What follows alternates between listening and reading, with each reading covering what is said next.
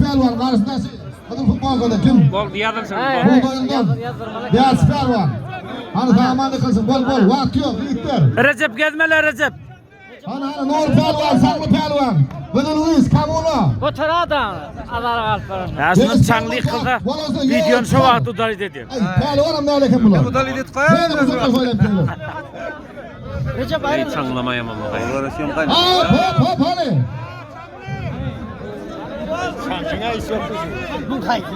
Bol ikimiz var Pelvanlar diye. Yaş olanlar ikimiz var. Elini ne basıyorsun o? İlahi. Elini tak el Ana Nur Pelvan, Saklı Pelvan. Kaybettin. O Berkin. Aman Hop ilahi. hop. Onu yeren pelvan ne? İlahi. Ilalı olalı da ilalı. Daliri ben spelva bile gidiyor hali. Ana Nur Pelvan, Saklı Pelvan.